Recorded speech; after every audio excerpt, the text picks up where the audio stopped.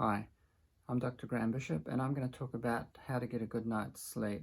I'm going to talk about four things particularly: exercise, good routine, eliminating things that interfere with sleep, a little bit about medication, and a little bit about sleep apnea at the end.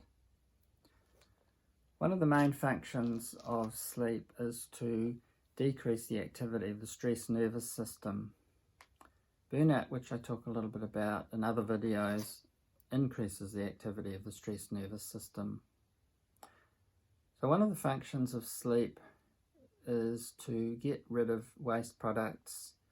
It helps you retain memories and it helps your immune system.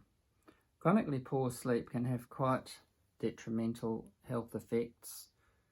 For example, increase in weight gain, increase in blood pressure, heart problems. You're actually more likely to suffer from depression with chronically poor sleep, and even more likely to die earlier. Over the last century, the average sleep has gone from a bit over 8 hours a night to under 7 hours a night. So firstly, talking about exercise, I think if you're physically a bit tired, you're going to sleep better. And the sort of exercise that is good particularly is aerobic exercise such as walking, running, cycling, swimming. But it's good not to do too much strenuous exercise just before bed. Secondly, a good routine is important. Try to get to bed at the same time each night and wake up at the same time in the morning. And it's good to have relaxing type activities just before you go to sleep. Thirdly, eliminating things that can interfere with sleep. Temperature of the room can be important, not too hot, not too cold, although probably slightly on the cool side is better. A quiet room is usually good, and for light sleepers, earplugs can be useful. Avoiding too much to eat just before going to bed. Caffeine is another one that can keep you awake and affect sleep. And caffeine has a half-life of 6 hours, so if you have a cup of coffee at 4 o'clock in the afternoon, half of the caffeine is still going to be in your system at 10 p.m. at night. Decreasing alcohol is important. Alcohol can appear to get you off to sleep quicker, but you tend to wake up after a few hours and it decreases the quality of sleep, particularly REM sleep, which is rapid eye movement sleep. Smoking is always bad, and as far as sleep goes, it increases the stress chemicals in your system, and you can even get withdrawal during the night. Handheld electronic devices can emit blue light, which can affect you getting off to sleep. No napping during the day. And I think pillows are important. I tend to like a thin, soft pillow just because I think the alignment of your neck is better and just less stress on your neck. So fourthly, just a little bit about medication. There are quite a few things people use, sometimes over the counter, sometimes prescription drugs.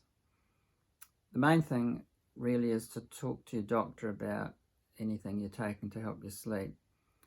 The sort of things you can get over the counter here in New Zealand, magnesium, which some people use, melatonin some people find useful, which can mimic your body's hormones. The effect can be a bit variable with melatonin. Antihistamine, some antihistamines can make people a little bit drowsy, and they're probably a mild thing that some people can take. As far as prescription medications go, Prochlorperazine is one, and it can also help with nausea. It's a little bit like, it's sometimes used for motion sickness, and some of the other motion sickness medications can make people a little bit drowsy. Zopiclone is another common mild sleeping tablet that's prescribed often. Benzodiazepines, the commonest one probably being Valium, although most of the sleeping pill type benzodiazepines are shorter acting Valium type medications. They can be very good for a short burst, good for anxiety, but the problem is if you take them for any period of time, they can interfere with the quality of sleep. And finally, if you take them for too long, you can get quite bad withdrawal effects if you stop them suddenly. Quetiapine is another one that's sometimes used, particularly for people that suffer from anxiety and sleep problems. Maybe it's not quite as addictive as the Valium type things, but again, it's important to talk to your doctor about that. And just lastly, a little bit about sleep apnea.